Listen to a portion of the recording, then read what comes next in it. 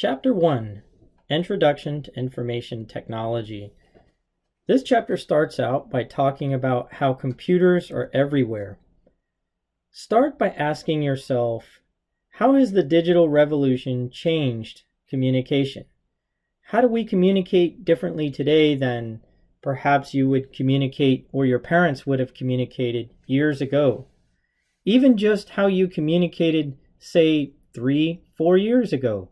What's different today? How many different ways using digital technology such as texting with your mobile devices or email on personal computers? Different ways in which we communicate have certainly changed and made a cultural impact on students today. In this section, we first talk about listing the different phases of the digital revolution. We describe embedded computers and what are they. We identify communication technologies, and we discuss emerging technologies. By the end of this chapter, you really should understand many different terms. For instance, augmented printing, augmented reality, bandwidth, cloud computing, computer, digital revolution, email, embedded computers, emerging technologies, information technology, quick response codes, interactive books, smartphone, software as a service, software-defined storage. So think about those terms as you read the chapter and you listen to this lecture. And so we start this lecture out with understanding and defining information technology. When we talk about information technology, also known as IT, we're really talking about all work that's done with computers. The digital revolution is the ever-expanding progression of all these technical, economic, and cultural changes that are brought about by computers. So really, you must be asking yourself, what is a computer? I mean, it's intuitive, right?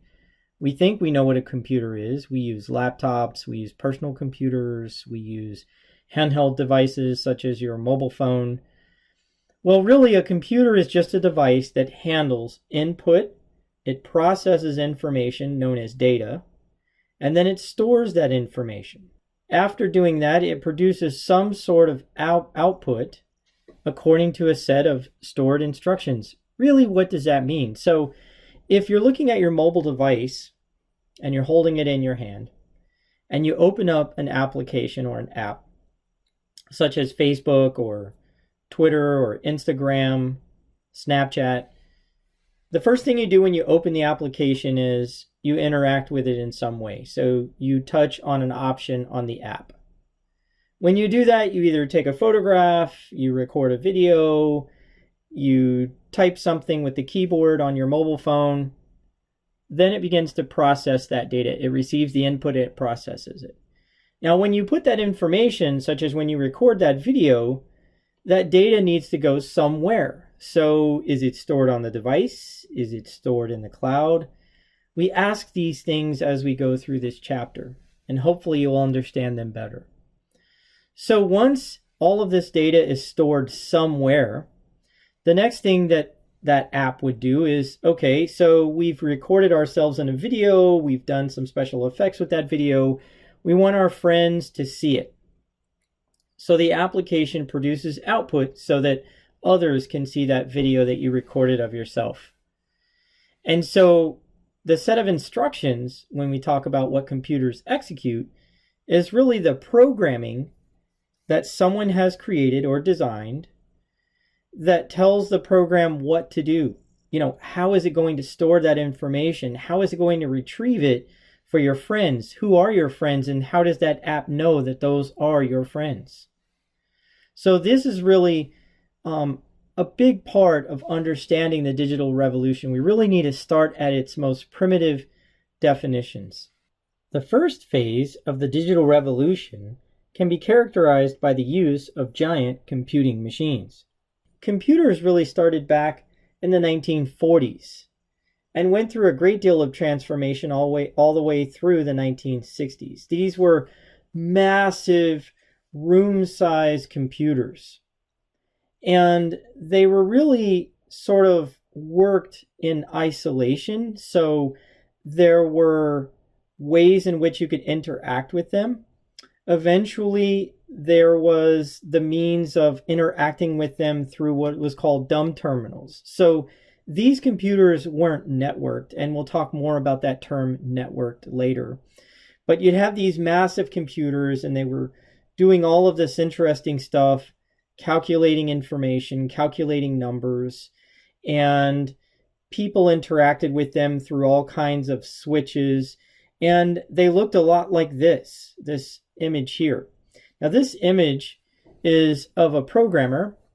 Her name is Elizabeth Jean, also known as Betty Jean Jennings, and Francis or Fran Billas over there in this picture.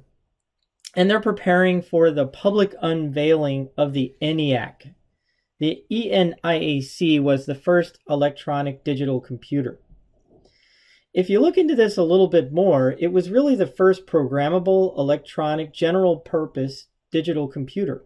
Its nickname was the Electronic Numerical Integrator and Computer. It was able to solve a large class of numerical problems through programming. Wow, take a look at what they're doing. Can you imagine what it was like to write a program with something as massive as that fills up an entire room? The second phase of the digital revolution was the personal computer. This really began in the 1970s and went through various transformations all the way through the 1990s. Basically, computers got smaller, more compact, less expensive, so that people could put computers in their homes or in businesses. In their homes, maybe they used them to play games. In businesses, they may have used them for word processing programs or early versions of what we today call spreadsheets. These computers could communicate with each other. Really, what we know today as the World Wide Web didn't exist yet. But these computers could communicate with each other via telephone lines. The growth and popularity of the personal computer led to the third phase of the digital revolution, network computers. Networks were invented around 1970, but they became easier to use with the evolution of the personal computer. The computers were connected in a limited area, such as within a business, a school, or a house. These were called local area networks. Networks allowed for great expansion in the use of electronic mail, or email. Email is the communication that is sent to a computer address where the message is stored to be read at a later time by the recipient.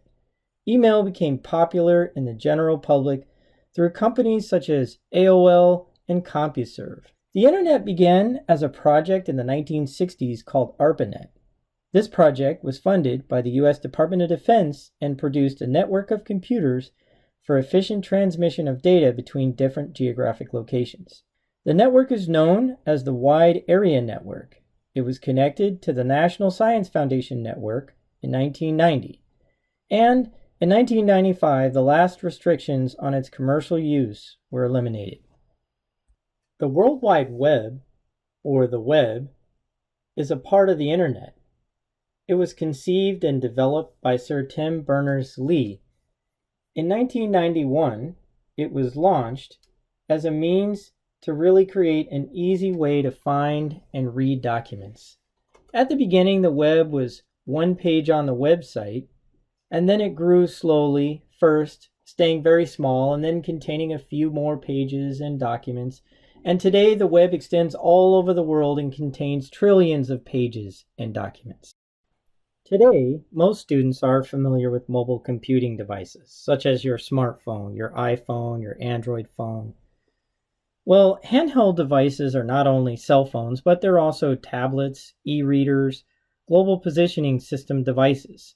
Most handheld devices today are capable of using Wi-Fi to minimize the cost of mobile or digital plans and transmitting information over the Internet. The fourth and current phase of the digital revolution began in the early 2000s when cloud computing became popular. So, what is cloud computing? Well, cloud computing involves storing and retrieving data from Internet-based spaces. Collectively, these spaces we call the cloud. The cloud is useful for backing up and sharing data, but it also makes it possible to run a program that's not even installed on a computer. What are the different ways that you use the cloud? Some students use the cloud to store documents, for instance, on Google Docs. We use the cloud for all kinds of things today. The cloud involves sharing resources among computers all over the world. In a sense, it can be said that information technology is back at the giant computer phase. The cloud is like a giant computer, and personal computing devices are like the terminals. However, the cloud is more powerful because terminals are smart and portable.